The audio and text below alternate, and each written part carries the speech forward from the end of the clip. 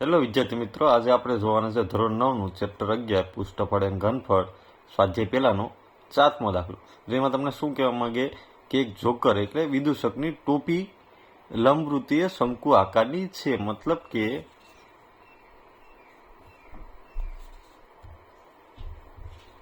આવી કોઈ શંકુ આકારની ટોપી છે, બરાબર. તેના પાયાની ત્રિજ્યા તમને કેટલી આપેલ છે? ત્રિજ્યા એટલે આર બરાબર તમને 7 આપેલ છે.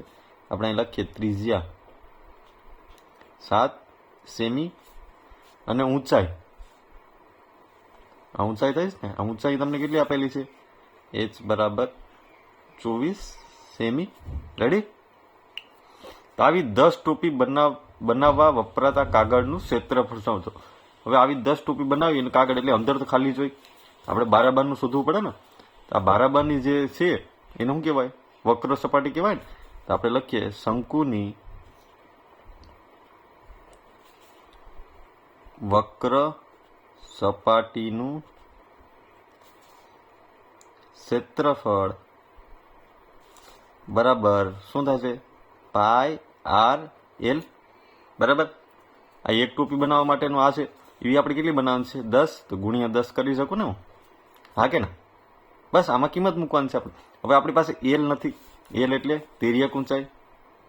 આપણી પાસે એક સૂત્ર છે, આ કાટકોણ ત્રિકોણ બને છે ને, તો એલ સ્ક્વેર બરાબર A square plus R square. તો આપણે લખીએ એલ સ્ક્વેર બરાબર H square plus R square.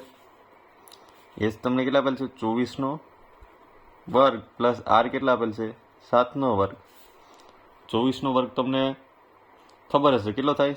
576 plus 77 49. આનો સરવાળો કરીએ આપણે તો શું મળશે? 5 ને 7 8 9 10 11 એટલે 610. 610 ને 625 મળે ને? 625 મળ્યા. તો એલ બરાબર તમને શું મળશે? વર્ગમૂળમાં 625. હવે 625 નો વર્ગમૂળ તમને ખબર હોય તો કે ભાઈ 25 નો વર્ગ કરું તો શું મળે? 625 મળે ને. તો આપણે એલ બરાબર કેટલા મળશે? 25 સેમી મેળા આપણે. હા કે ના? તો હવે આપણી પાસે એલ આવી જાય. હવે કિંમત મૂકીએ એટલે જવાબ આવે. તો આપણે મૂકતા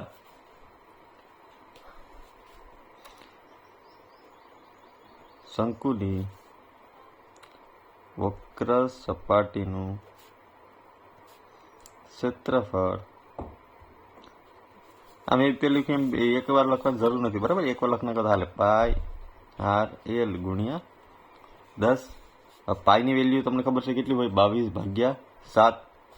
આર કેટલા આપેલ છે તમને? 7. એલ કેટલા મેળા? 25 ગુણ્યા 10. 7 7 ઉડી જાય, મળે શું તમને? 22 ગુણ્યા 25 ગુણ્યા 10.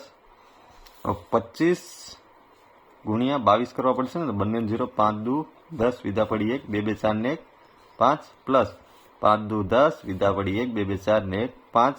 રેડી? તો શું મળશે? 550 મળશે ને.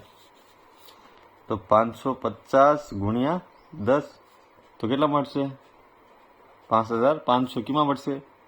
સેમી સ્ક્વેરની. એટલા કાગળની આપણે જરૂર પડે છે. દાખલો ઇઝી.